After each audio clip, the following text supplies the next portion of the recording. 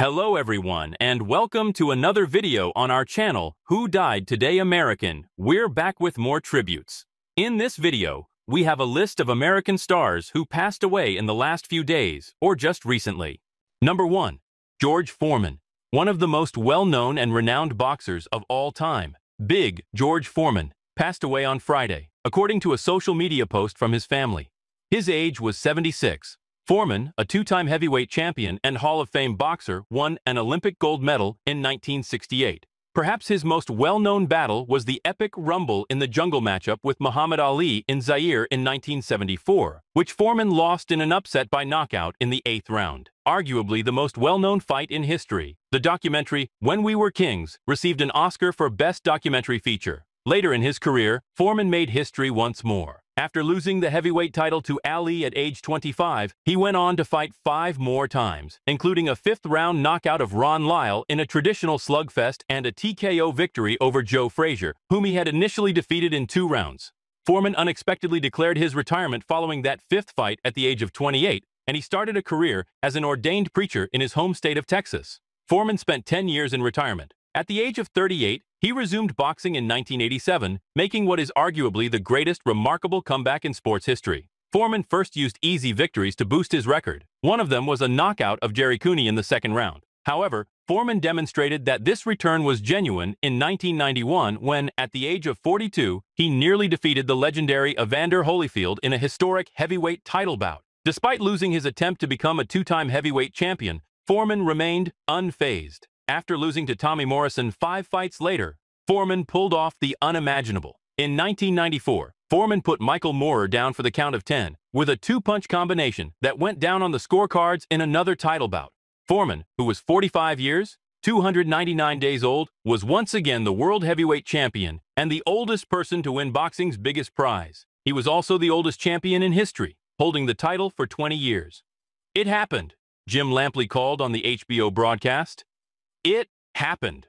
Foreman went on to enjoy a great career alongside Lampley as an HBO boxing analyst. His biggest achievement outside of the ring, however, was still to come. Foreman introduced his brand name grill, which sold over 100 million units globally the same year he defeated Moorer. He made $138 million in 1999 when he sold the George Foreman Grill's commercial rights. In November 1997, Foreman lost to Shannon Briggs via majority decision in his final bout. He served as a ringside analyst for HBO for 12 years, until 2004. In 2002, The Ring ranked Foreman one of the top 25 boxers of the last 80 years and the 9th greatest puncher of all time. According to a release from Top Rank, Foreman is one of the biggest punchers and personalities the sport has ever seen. George was a great friend to not only myself but to my entire family, Bob Arum, the chairman of Top Rank, stated. We've lost a family member and are absolutely devastated. According to Lampley, Foreman's passing was a massive loss, and he feels blessed and privileged to have known him. After hearing about the passing of my close friend and broadcast colleague George Foreman, I am overcome with sorrow tonight. I loved him, Lampley said in a statement. In addition to being a fantastic fighter, he was an even better person. He earned every wonderful thing that ever occurred to him, including many exceptional benefits. Tonight, his family, friends, and church are in my prayers and thoughts.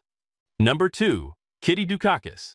According to Fox News Digital, Kitty Dukakis, the wife of Michael Dukakis, the Democratic presidential nominee in 1988 and the former governor of Massachusetts, passed away at the age of 88.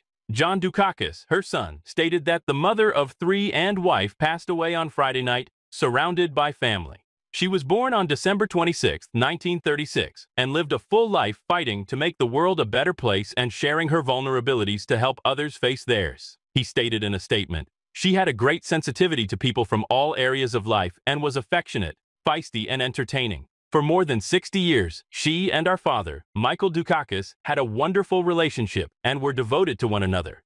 We are grateful to everyone who has influenced our lives over the years or who was impacted by our mother. According to the Washington Post and the New York Times, John Dukakis stated that his mother passed away at her Brookline, Massachusetts, home from dementia-related problems.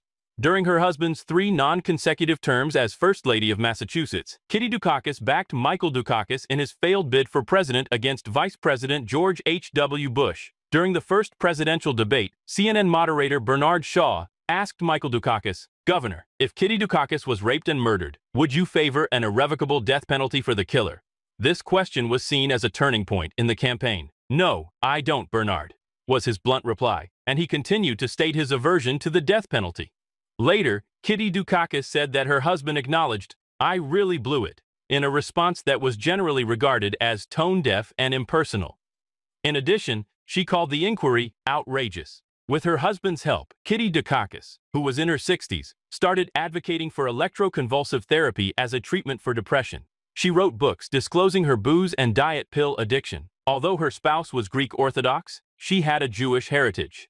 Former President Jimmy Carter and former President H.W. Bush, her husband's former rival, appointed Kitty Dukakis, a longtime advocate who worked on projects addressing issues like AIDS, homelessness, and refugees, to commissions that resulted in the establishment of the U.S. Holocaust Memorial Museum in Washington, D.C. Ellis Dixon, her father, was the Boston Symphony Orchestra's first violinist and the Boston Pops leader. In her debut book, Now You Know, she described a more complex connection with her mother, Jane Goldberg Dixon. Number 3. Pitcher, Brian Matusz. At the age of 96, veteran actress Jan Shepard, who was well known for her roles in Western TV series and movies, passed suddenly. Shepard passed away at Providence St. Joseph Medical Center in Burbank, California on January 17, 2025, as a result of complications from pneumonia brought on by respiratory failure. The news was confirmed by her son, Hollywood prop master Brandon Boyle, who said she was a good one and would be dearly missed. During the heyday of television, Jan Shepard was a well-known figure, especially in Westerns. She had prominent cameos in a number of classic television programs over the years, such as Rawhide, The Virginian, Gunsmoke, and Tales of the Texas Rangers. She frequently portrayed folks in the untamed American West, giving them nuance and personality. In addition, Shepard co-starred with Elvis Presley in 2 of his movies, King Creole, 1958, and Paradise Hawaiian Style, 1966, in which she had important supporting parts. Shepard's filmography included her work with Presley, as well as a noteworthy cameo in the cult classic Attack of the Giant Leeches, 1959, a B-movie produced by the renowned Corman brothers and directed by Bernard L. Kowalski. Her first appearance in the syndicated anthology series Death Valley Days in 1954 marked the beginning of her multi-decade television career. The Adventures of Kit Carson, The Lone Ranger, Wanted Dead or Alive, and Bat Masterson were among the westerns in which she starred.